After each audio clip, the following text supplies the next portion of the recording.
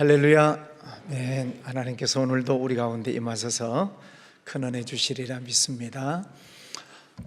우리나라에서 해외로 나가 있는 선교사님들이 굉장히 많습니다. 한 3만 5천여 명쯤 된다고 그러는데, 선교사님들이 현지에 도착을 하면 제일 먼저 총회에서 하도록 얘기하는 게 뭐냐면은 언어를 빨리 배워라 하는 것입니다.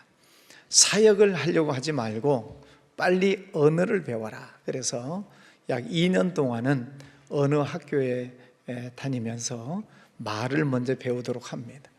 말을 배워야 그 나라를 알게 되고 문화를 알게 되고 그리고 선교를 잘 할 수 있기 때문에 그렇습니다.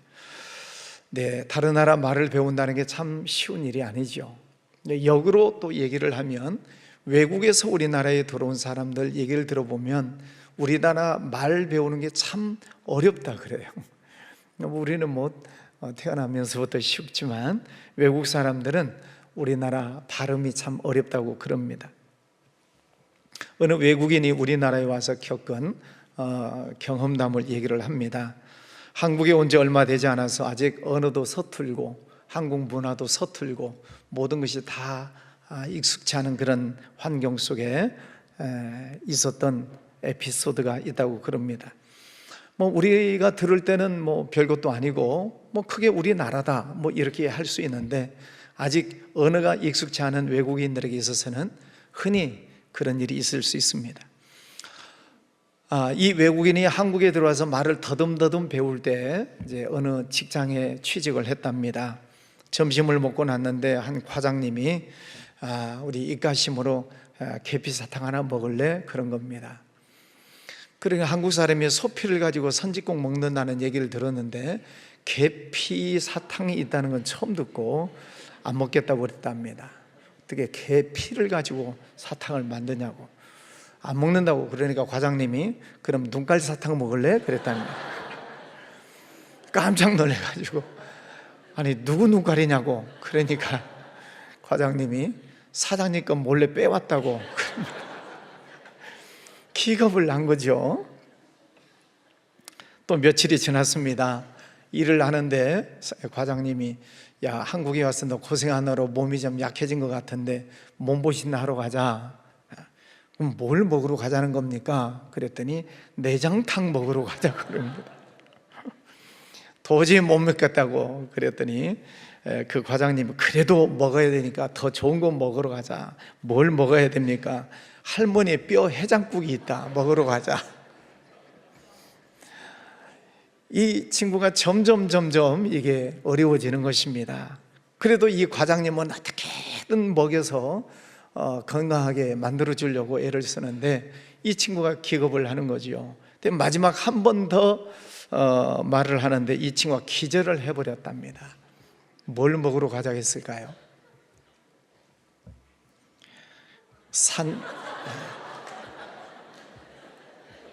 보셨어요? 네.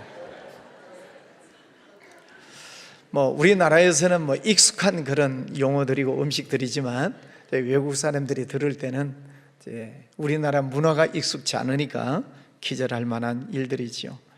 그래서 옛말에 알아야 면장한다 하는 말이 있었습니다. 그래서 면장이 무슨 뜻일까요? 시골에는 읍면동에 있는 면장일까요? 물론 면장을 하려면 그에 따른 상당한 식견이 있어야 면장님을 하실 수 있죠. 아무나 면장하는 것은 아닙니다. 그러나 속담에서 말을 하고 있는 이 알아야 면장이라고 하는 이 단어는 한문을 보면 알아야 면장한다는 말은 면할 면, 담장장, 배우지 않으면 마치 담벼 앞에 서 있는 것처럼 답답하다 하는 그런 뜻입니다. 그래서 논어에 보면은 정장면 일입이라고 하는 말이 있습니다. 정장면 일입, 담장 앞에 서 있는 것처럼 담장을 보고 얘기하는 것처럼 답답하다 그런 말이에요. 그러니까 무엇을 열심히 해라? 공부를 열심히 해라 그런 뜻입니다. 연세가 많으신 어르신들 세상 살기가 쉽지 않지요? 답답한 일들 많지요? 있다고 해요. 뭐가 제일 답답하세요? 핸드폰 쓰는 것도 답답하시죠? 예, 핸드폰 없이는 이제 살 수 없는데 핸드폰 기능을 몰라서 답답할 때가 많습니다. 저도 그렇습니다. 제가 서울 노회 회의가 있어서 갈 때 주로 엠버스를 타고 갑니다. 타고 가다 보니까 젊은이들이 핸드폰을 찍고 들어가는 거예요. 아, 저렇게 타면 되는가 보다. 제 핸드폰 속에 제 교통카드가 있으니까, 교통카드가 지갑 속에 있으니까 저도 딱 됐더니 소리가 안 나요. 됐는데 또 소리가 안 나. 그래서 기사님에게 왜 이게 안 되지요? 그랬더니 자기도 모른대. 그래서 카드를 꺼내가지고 이제 찍고 이제 들어갔습니다. 이제 자녀들이 집에 왔을 때 그 얘기를 했어요. 그랬더니 배꼽을 잡고 웃는 것입니다. 근데 며느리가 더 크게 웃었어요. 그래서 아버지 그렇게 하는 게 아니고 삼성 웰렛에 교통카드를 입력을 해야 되고 NFC를 켜야 됩니다. 그러면서 알려줍니다. 그래서 다음에는 제가 어떻게 탔을까요?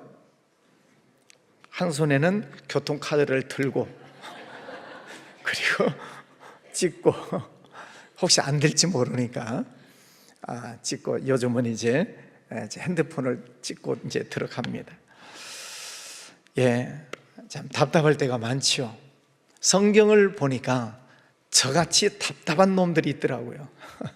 제자들입니다. 제자들은 예수님을 오랫동안 따라다녔습니다. 예수님과 함께 먹고 자고 생활을 했습니다. 예수님이 기적을 많이 일으키시는 것도 직접 보았습니다. 오늘 마태복음 16장이죠. 15장에 가면은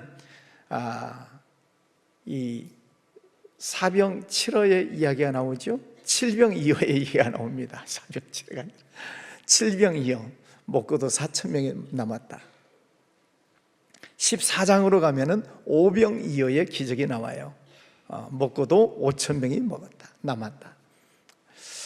또 그 앞으로 가서 보면은 13장에 보면은 씨 뿌리는 비유가 나오고 12장에 보면은 한편 손 마른 사람의 손을 낫게 해주시는 장면이 나오고 11장에 보면은 그 유명한 수고하고 무거운 짐자는 다 내게로 오라는 말씀이 나오고 10장에 가면은 12제자를 부르시고 귀신을 쫓아내고 병을 고치는 권능을 주시고 또 9장에 가서 보면은 혈루증 앓는 여인을 고쳐주시고 회당장 야이로의 딸의 죽은 소녀를 살려주신 중풍병자를 고쳐주시는 사건 8장에 가서 보면은 풍랑을 잠잠케 하시고 베드로 장모의 열병을 고쳐주시고 백부장 하인의 병도 고쳐주시고 나병 환자도 고쳐주시는 그런 기적들이 계속 나오고 있습니다. 그렇게 제자들은 예수님을 따라다니면서 수많은 기적을 보았습니다. 또 예수님이 말씀하시는 천국 복음에 대해서 날마다 말씀을 들었습니다. 예수님과 함께 먹고 자고 돌아다니면서 예수님의 능력을 다 봤어요. 그런데 문제는 예수님이 누구신 줄 모르는 것입니다. 오죽 없으면 예수님께서 너희는 나를 누구라고 하느냐 이렇게 물어보시는 거예요. 그렇게 예수님을 오랫동안 따라다녔으면 예수님이 누군지 알아야 되지 않겠습니까? 여러분들 생각은 어떻습니까? 제자들 한심하지요? 그렇게 오랫동안 따라다녔으면 예수님이 누군지 알아야 되잖아요. 자, 여러분에게 질문합니다. 여러분 예수님 믿은 지 오래되셨죠? 예수님이 누구십니까? 여러분 가운데 모태신앙도 있고 교회 다닌 지 20년, 30년 더 되신 분도 있고 장로님도 권사님, 안수집사님, 또 재직 부장님, 또 교회학교 교사, 찬양대, 봉사하시는 분들 많습니다. 여러분 가운데 목사님 자녀도 있고 장로님 자녀도 권사님 자녀들도 있습니다. 교회 다닌 지 오래됐습니다. 성경 공부 많이 하셨을 것입니다. 오늘 성경 본문만 봐도 목사님이 무슨 설교할지 다 압니다. 질문합니다. 예수님이 누구십니까? 제자들에게 물었더니 엉뚱한 대답을 합니다. 어떤 사람은 세례 요한이라고 하고 어떤 사람은 엘리야라고 하고, 어떤 사람은 선지자 중에 한 사람이요, 어떤 사람은 예레미야라고 하는 사람이 있습니다. 그렇게 얘기를 합니다. 자기들 대답은 안 하고 다른 사람들이 하는 이야기만 전해주고 있는 것입니다. 그때 베드로가 대답을 하지요. 주는 그리스도시요 살아계신 하나님의 아들이십니다. 그건 베드로의 대답이에요. 여러분의 대답이 아니고 그건 베드로가 한 얘기예요. 여러분, 여러분에게 있어서 예수님은 누구라고 고백하시냐? 이 질문입니다. 이 고백이 분명하지 않기 때문에 예수님이 십자가에 못 박혀 돌아가셨을 때 다 도망가 버립니다. 자기들도 붙잡히면 죽을 줄 알기 때문에 도망가 버리는 것이죠. 제자들도 다 도망갔습니다. 왜요? 예수님이 누구신 줄 모르기 때문에 어려운 일이 있으면 도망가 버리는 것입니다. 신앙의 뿌리가 없기 때문에 늘 돌아다니는 것입니다. 왜? 예수님이 누구신 줄 모르기 때문에. 오늘 예배드리기 위해서 오셨는데 건성으로 예배드리고 가지 마시고 예수님이 누구신지, 그 예수님이 나와 무슨 상관이 있는지 정확하게 이해하고 가시기를 바랍니다. 나하고 예수님하고 무슨 상관이 있는가, 그 예수님에 대해서 정확하게 알아야 우리가 신앙생활할 이유가 있는 것이지요. 첫 번째, 예수님이 누구신가를 알려면 내가 죄인인 것을 알아야 합니다. 여러분, 마음속으로 한번 솔직하게 대답을 해보세요. 태어나서 지금까지 살면서 죄를 지은 적이 있습니까? 많습니까? 엄청 많습니까? 겁나게 많습니까? 죄 없는 사람 없지요. 성경에서도 의인은 없나니 하나도 없다. 모든 사람이 죄를 범하였으며 하나님의 영광에 이르지 못했다 말씀하십니다. 사람 보기에는 죄를 숨기고 감추고 의로운 척 할 수 있지만은 하나님 앞에서는 털어서 먼지 안 나는 사람 없다는 뜻입니다. 다 하나님은 알고 계시다는 거죠. 몇 년 전에 중국에서 선교하는 한 선교사님과 대화를 했습니다. 중국에서 선교사님들을 다 추방할 때 일이지요. 중국 공안이 얼마나 무서운지 아십니까? 선교사님들이 중국으로 가면 대부분 어느 회사에 직원으로 들어갑니다. 그래서 명함을 가지고 다녀요. 그래서 어느 회사에 과장, 부장, 아무개 이렇게 명함을 가지고 다닙니다. 근데 공안에서 그걸 모를까요? 다 압니다. 선교사인 걸 알고 선교 활동하는 거 다 압니다. 중국 당국에서 선교사 일제 추방령을 내렸을 때 많은 분들이 다 중국을 떠났습니다. 이후 태국으로 가고 말레이시아로 가고 우리나라로 다시 들어오고 등등등등. 그런데 이 선교사님은 용케 살아났어요. 그래서 중국을 조심스럽게 왔다 갔다 하지만은 늘 마음이 불안한 것입니다. 한 번은 한국에 볼 일이 있어서 한국에 왔다가 이제 다시 중국에 들어갔습니다. 베이징 공항에 내렸습니다. 관리 직원이 여권을 보더니 안쪽 사무실로 잠깐 들어오시라고 합니다. 그때 선교사님 마음속에 드디어 올 것이 왔구나 하는 생각이 들으셨답니다.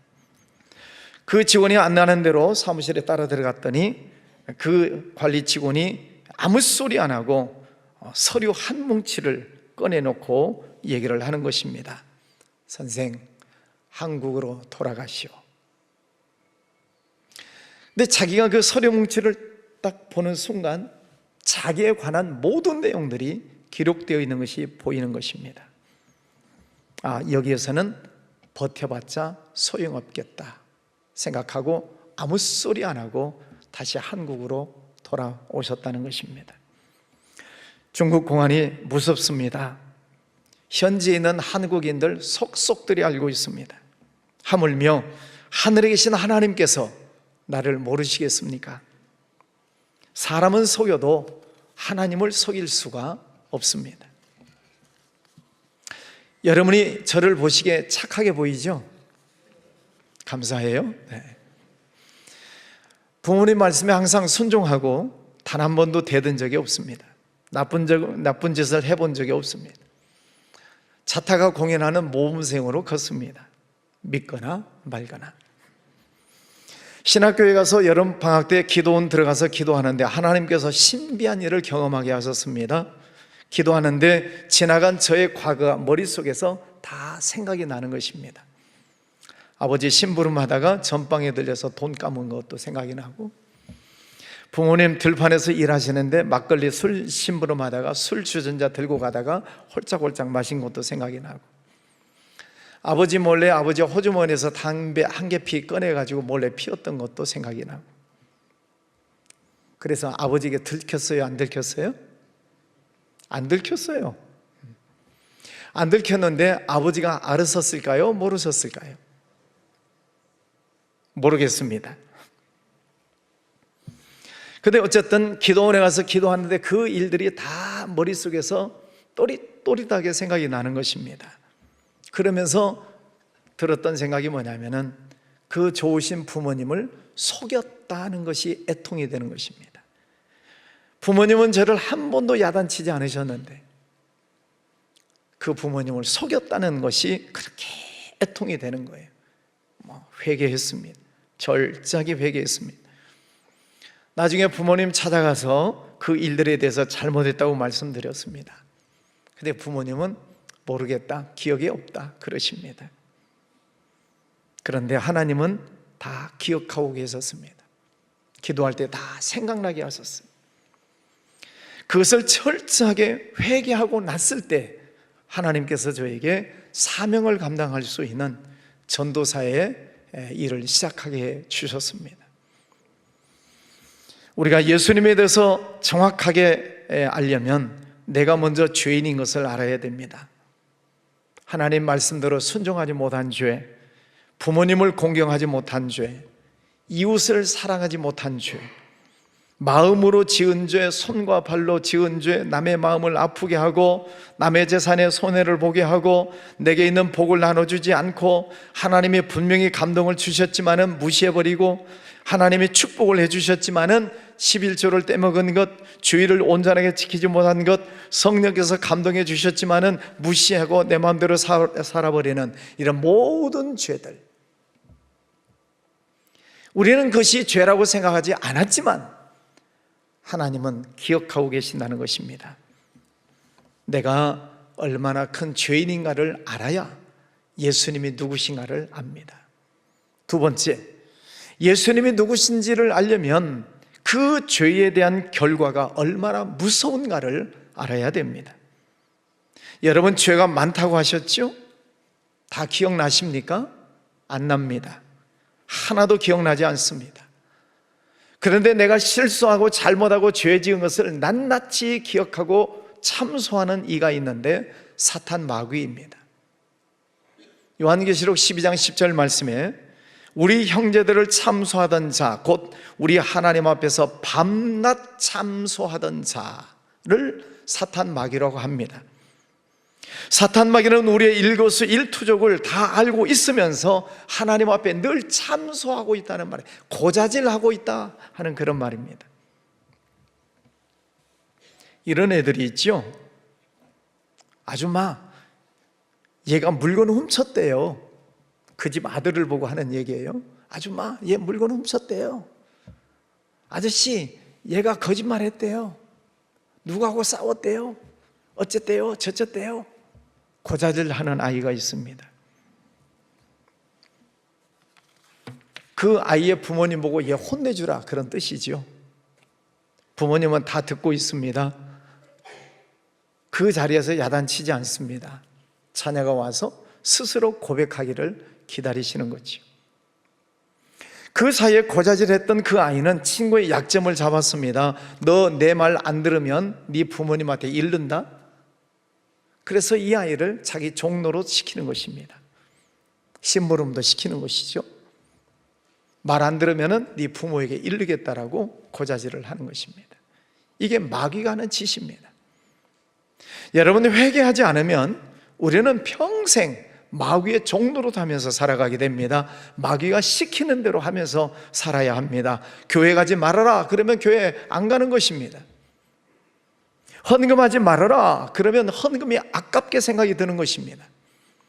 봉사하지 말아라 그러면 봉사하기 싫습니다. 하마나 기도에 가지 말아라 그러면 가기 싫습니다. 사탄 마귀가 우리가 회개하지 않으면 끝까지 우리의 삶을 붙잡고 우리를 종로로 시킵니다. 그래서 하나님에게서 멀어지게 만드는 것이죠. 사탄이 시키는 대로 하는, 사탄의 종로로 하게 만드는 것입니다. 세 종류의 사람이 있습니다. 하나님 편에 서 있는 사람, 마귀 편에 서 있는 사람, 중간지대에 서 있는 사람. 이 사람은 언제든지 하나님을 떠날 준비가 되어져 있는 사람입니다. 중간지대에 서 있는 사람. 이 사람은 내가 좋아하는 쪽으로 삶을 움직이게 되어 있습니다. 세상 재미있는 쪽으로, 내 육체가 즐거움이 있는 쪽으로 움직일 준비가 되어져 있는 사람은 늘 중간지대에 있는 사람입니다. 정치권에서 그러죠. 여당 측도 아니고 야당 측도 아닌 사람을 무슨 층? 무당층. 여당도 아니고 야당도 아닌 사람을 무당층이라고 그래요. 하나님 편도 아니고 마귀 편도 아닌 중간지대에 있는 사람을 뭐라고요? 답 알려드렸잖아요.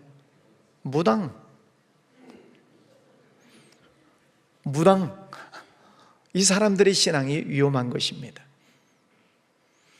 죄인인 우리에게 사탄 마귀가 역사하면 어떤 일들이 시작되는지, 사탄 마귀가 여러분을 종노릇 시키면 여러분에게 어떤 일들이 생기는지를 잘 들어보세요. 마귀가 역사하면 첫 단추는 염려, 근심, 걱정을 여러분 머릿속에 뿌립니다.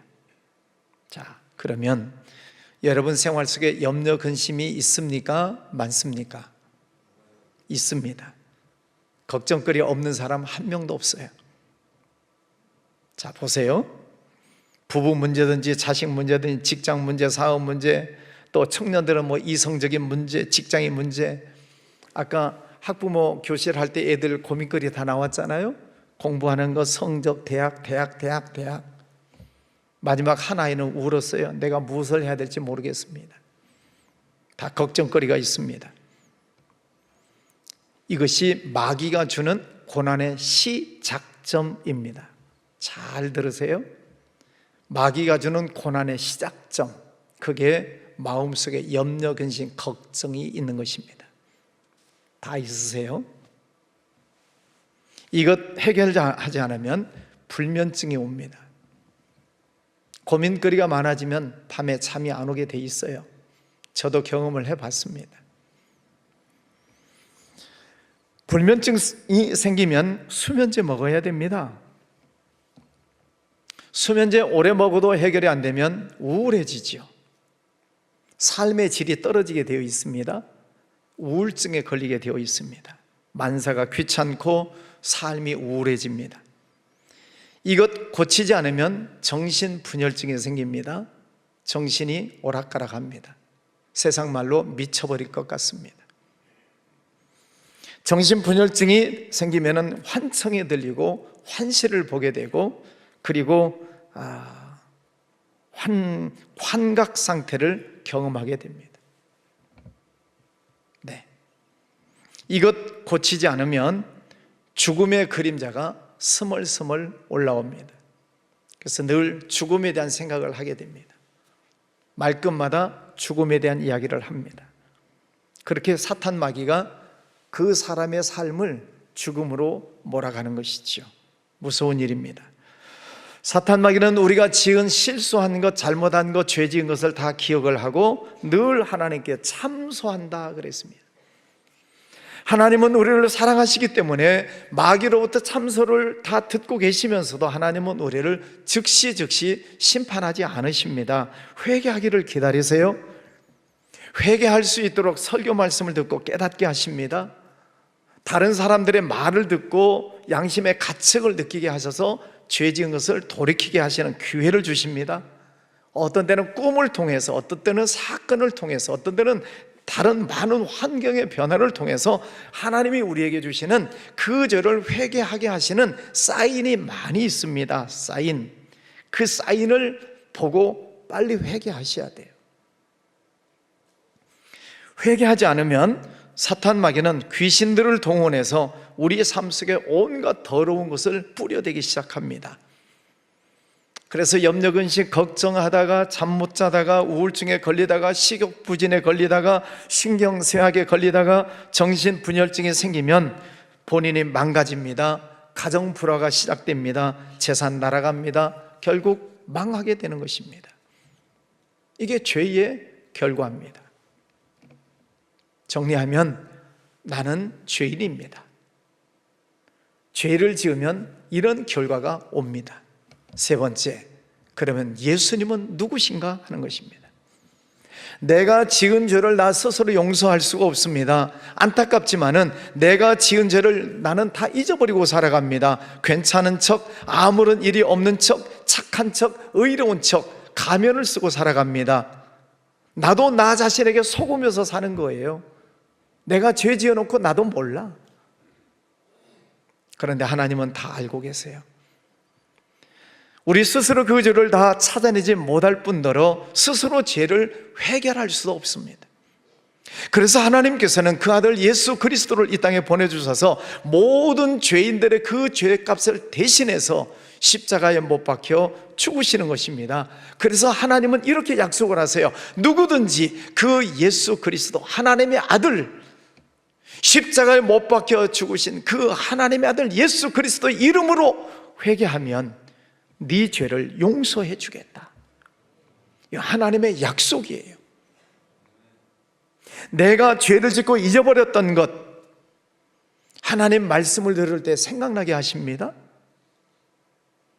나는 다 잊어버렸는데 어느 날 기도하다가 갑자기 내가 잘못한 거 생각이 납니다. 묵상할 때 생각이 납니다. 찬양을 할 때 그 죄가 생각나게 합니다. 하나님을 가까이 하면 내가 지은 죄가 생각나게 돼 있어요. 여러분, 깨끗한 거울, 여러분 날마다 거울 보고 나오시죠? 한 두 분이 거울 안 보고 오신 것 같기도 하고.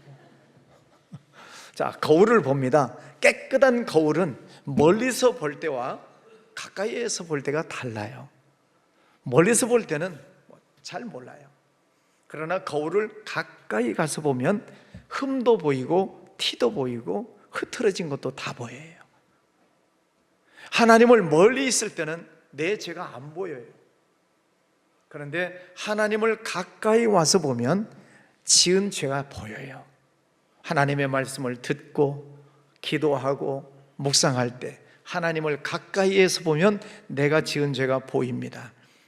그래서 마음속에 찔림이 오기도 하고 가책이 오기도 하고 내가 잘못했구나 깨달아지기도 하고, 그 생각나는 죄를 예수님의 이름으로 회개하라는 것입니다. 그러니까 하나님을 가까이 오는 것이 복이라고 그랬어요.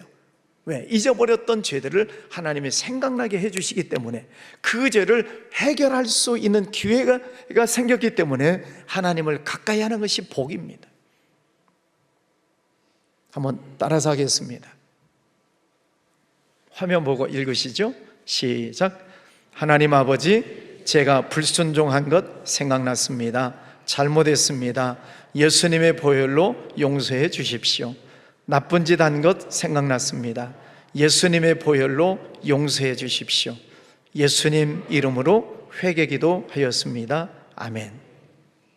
간단하게 썼지만은 하나님 가까이 와서 예배할 때, 기도할 때, 찬양할 때, 묵상할 때 하나님께서 우리들 속에 숨겨졌던, 잊어버렸던 그 죄들을 생각나게 하신다는 거예요.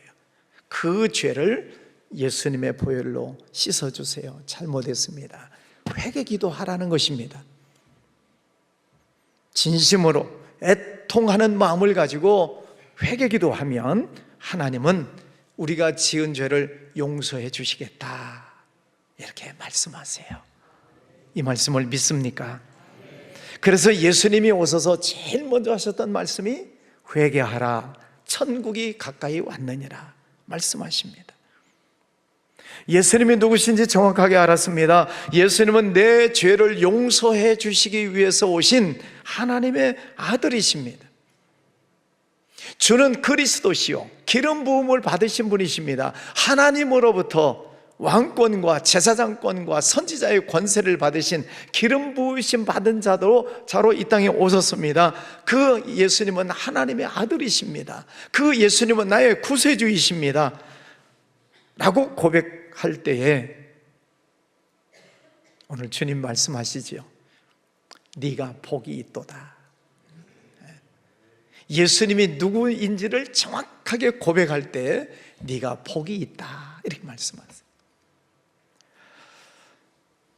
예수님이 누구신지 정확하게 알고 있는 것이 복입니다. 그리고 나서 예수님은 베드로에게 이렇게 말씀하시죠.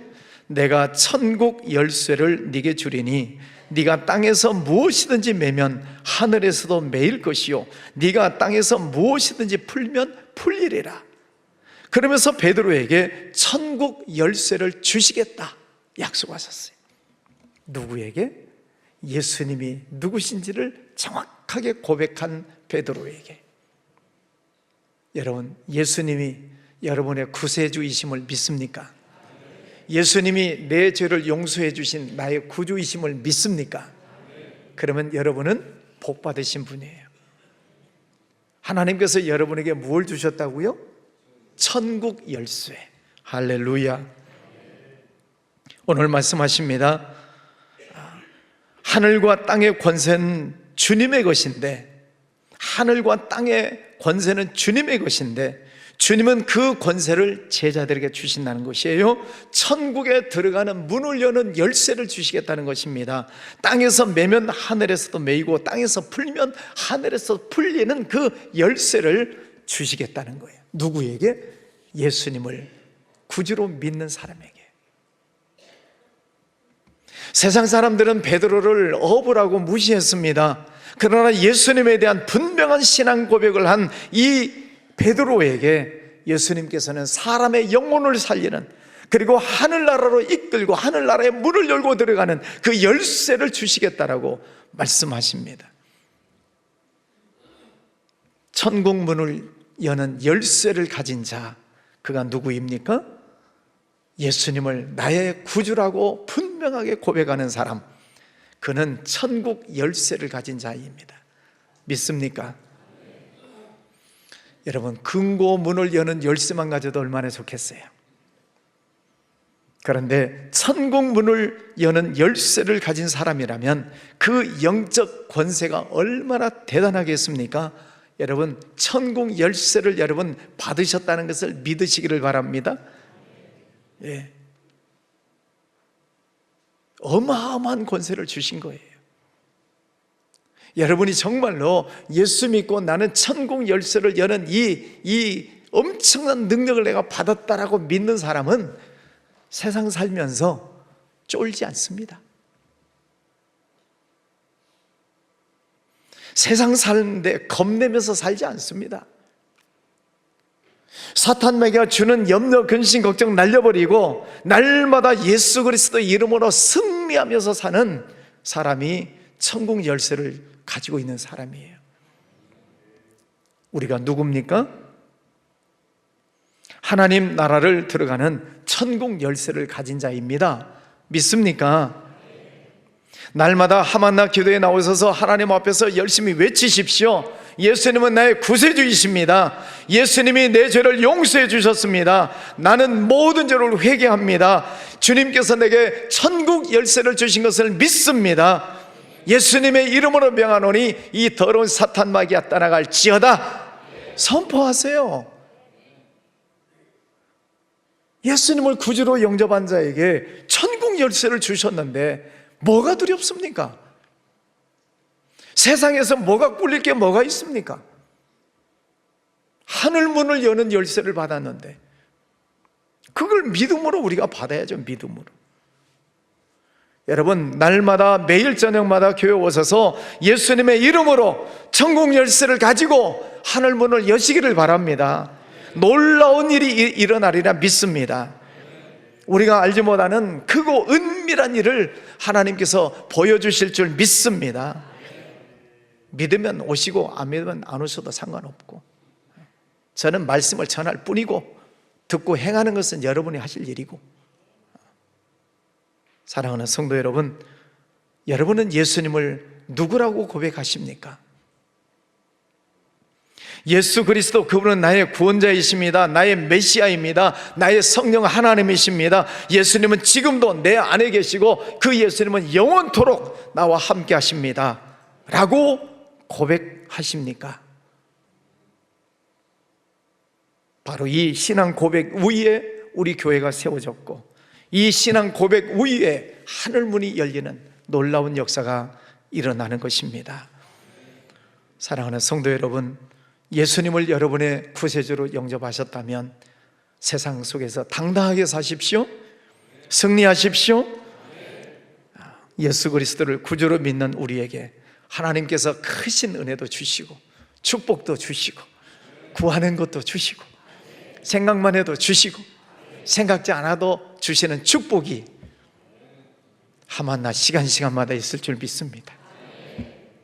기도하겠습니다. 거룩하신 아버지 하나님, 감사합니다. 세상 사람들은 예수를 4대 성인 중에 한 명이고 기독교의 창시자고 세계사 속에 나오는 위인이라고 알고 있지만, 그는 예수님을 만나지 못한 사람들의 얘기입니다. 우리는 예수님은 나의 주님이십니다. 예수님은 내 죄를 용서해 주셨습니다. 예수님은 내 안에 계시고 나는 예수님과 더불어 사는, 나는 주님의 종입니다 라고 고백하는 이에게 네가 복이 있다, 천국 열쇠를 너에게 주마 말씀해 주셨습니다. 오늘 예수님을 구주로 믿는 이들, 천국 열쇠를 붙잡고 날마다 승리하며 살게 해 주시옵소서. 예수님 이름으로 기도하였습니다.